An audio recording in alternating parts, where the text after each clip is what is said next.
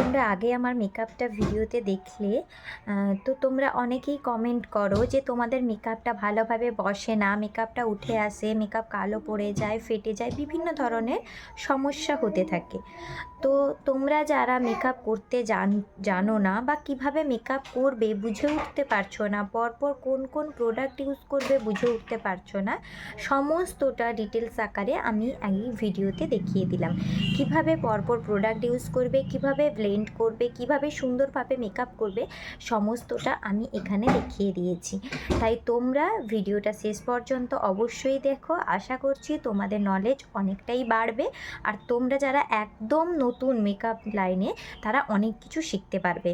আর হ্যাঁ, যদি তোমরা প্রফেশনাল মেকআপের বিভিন্ন টিপস এবং ট্রিক্স এবং বিভিন্ন ধরনের মেকআপ টেকনিক জানতে চাও, স্কিন কেয়ার, হেয়ার কেয়ার, কলকা, বিভিন্ন ধরনের ভিডিও পেতে চাও, তাহলে আমার চ্যানেলটি বিউটি টিপস বাই নিবেদিতা অবশ্যই সাবস্ক্রাইব করে রেখো, আর পাশে থাকা বেল আইকনটি ক্লিক করে রেখো আমি যখনই ভিডিও দিব তোমাদের কাছে সবচেয়ে প্রথম নোটিফিকেশন পাওয়ার জন্য।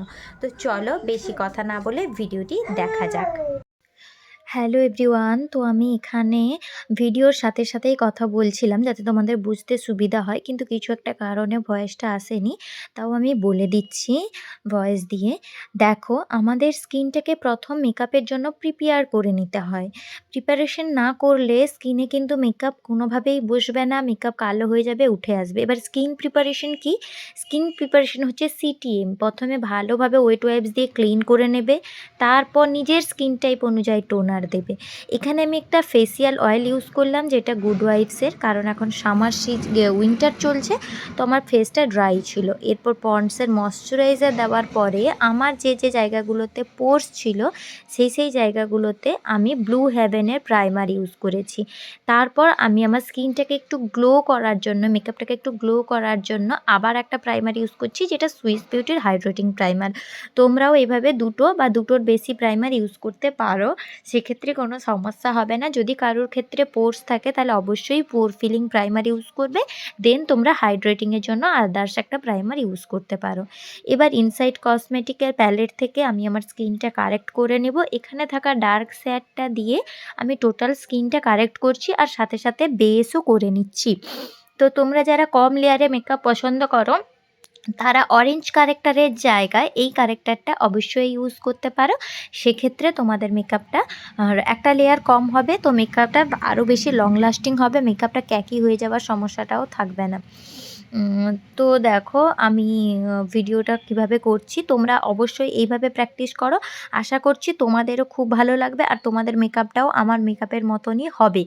তো সবসময়ের জন্য আমাদেরকে কারেক্টারটা কিন্তু আমাদের স্কিন কালারের থেকে এক টোন ডার্কে গিয়ে করতে হবে, তাতেই কিন্তু আমাদের স্কিনে যত আনইভেন টোন আছে সেগুলো লুকোবে। তোমরা যদি এক টোন লাইট কোনো কিছু নিয়ে ইউজ করো সেক্ষেত্রে কিন্তু ওটা আরও বেশি ভিজিবল হবে, লুকোবে না।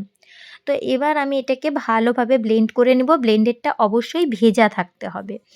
তো এবার দেখো ফাউন্ডেশন ইউজ করছি, এটা পিএসসির এইচডি ফাউন্ডেশন, যার শেড হচ্ছে 1.6 আমার স্কিন টোনে। তো একটা কথা বলে রাখি বন্ধুরা, তোমরা সবাই কিন্তু সবসময় নিজেদের স্কিন টোনেরই ফাউন্ডেশনটা নেবে। যদি তোমরা নিজেদের স্কিনের থেকে বেশি ফর্সা ফাউন্ডেশন চুজ করে ফেলো সেক্ষেত্রে তোমাদের মেকআপ কালো হয়ে যাওয়া, উঠে যাওয়া, ঘেমে যাওয়া, মেকআপের সময় বাজে লাগা এটা লাগবে। আর অবশ্যই নিজের গলাটাকেও কভার করবে। এরপর সুইস বিউটি কনসিলার নিয়ে আমি আমার হাইলাইট জোনগুলোকে ভালোভাবে কনসিল করে নিচ্ছি, দেখো, আর ভালোভাবে ব্লেন্ড করে নিচ্ছি। এবার একটা কথা বলে রাখি যে কনসিলারটা এক টোন লাইট ইউজ করতে হয়, ঠিক আছে? এবার আসছে কন্ট্রোরের জন্য। আমার ফেসে যদিও কোনো কন্ট্রোর যায় না, তাও আমি মিডিয়াম কালারটাকে নিয়ে হালকা পরিমাণে কন্ট্রোর করছি তোমাদেরকে বোঝানোর জন্য কিভাবে কন্ট্রোর করতে হয়।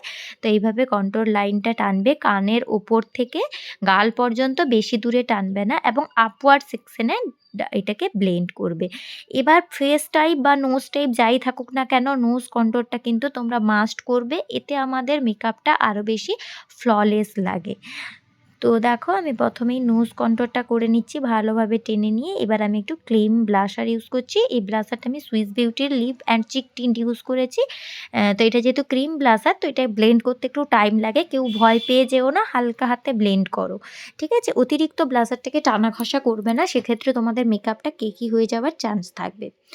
এত দূর অবধি হয়ে যাবার পরে আমি বেসটাকে সুন্দরভাবে সেট করে নিব লুজ পাউডার দিয়ে। এখানে আমি পিএসি ট্রান্সলুসেন্ট পাউডার ইউজ করছি। এটা একটা এইচডি পাউডার। কখনো কিন্তু পাউডার অতিরিক্ত পরিমাণে ব্যবহার করবে না, সেখানেও মেকআপটা খারাপ হয়ে যাওয়ার চান্স থাকে। একটা কথা কি জানো, আমাদেরকে যতটুকু প্রয়োজন ততটুকুই ইউজ করতে হয়, অতিরিক্ত কোনো কিছু ইউজ করলে ভালো হয় না। অনেকেই হয়তো ভাবো যে বেশি বেশি ইউজ করে নেব তাহলে হয়তো আমার মেকআপটা বেশি ভালো হবে, এটা একদমই ভুল ধারণা। তোমাদেরকে সবসময় প্রোডাক্টটা বুঝে ইউজ করতে হবে তোমার স্কিনে কতটা প্রয়োজন। এবার আই ম্যাজিকের প্যালেট থেকে আমি ব্রঞ্জিং করে নিব কন্ট্যুরিং এর জায়গাটাকে, আর ব্লাশার ইউজ করে নিব এবং হাইলাইটার ইউজ করে নিব। এটা ওয়ান অফ দ্য প্যালেট যেখানে কন্ট্যুর, ব্লাশার, হাইলাইটার সমস্ত কিছু একসাথে পাওয়া যায়। তো সমস্ত কিছু তুমি ইউজ করে নিতে পারো। আমি এখানে আইব্রো এবং আই মেকআপটা স্কিপ করেছি। তোমরা যদি আই মেকআপটি দেখতে চাও আমাকে কমেন্ট সেকশনে জানিও, আমি পরে দিব। আর যারা আইব্রো টিউটোরিয়াল দেখতে চাও, আমার চ্যানেলে আগে অনেক আইব্রো টিউটোরিয়ালের ভিডিও আছে, তোমরা গিয়ে চেক আউট করে নিতে পারো। তো এবার দেখো আমি ভালোভাবে হাইলাইট লাগিয়ে হাইলাইটার ইউজ করে নিচ্ছি। ভিডিওটা যেহেতু লেন্দি হয়ে যাবে তাই আমি আইব্রোর জায়গাটা স্কিপ করেছি, যেহেতু অলরেডি আইব্রোর ভিডিও আমার চ্যানেলে দেওয়া আছে আর ইন ডিটেলস দেওয়া আছে। তোমরা প্রফেশনাল পার্সোনাল যে কোনো কাজের জন্যই ওই ভিডিওটা দেখতে পারো, তোমাদের অনেক হেল্প হবে। মাস্কারা দিয়ে দেওয়ার পরে আমি সেটিং স্প্রে ইউজ করছি। সেটিং স্প্রে ইউজ করার সময় সবসময় সেটিং স্প্রেটাকে ঝাঁকিয়ে নেবে, তাতে সেটিং স্প্রের কাজটা আরও ভালো হয়। সেটিং স্প্রেটা ইউজ করে নিয়ে মুখটাকে ভালোভাবে শুকিয়ে নিতে হয়। তো দেখো ভালোভাবে শুকিয়ে নেওয়ার পরে লিপস্টিক অ্যাপ্লাইয়ের পরে এটা আমার ফুল লুক। কেমন লাগলো কমেন্ট সেকশনে অবশ্যই জানিও। ভালো থেকো, সুস্থ থেকো।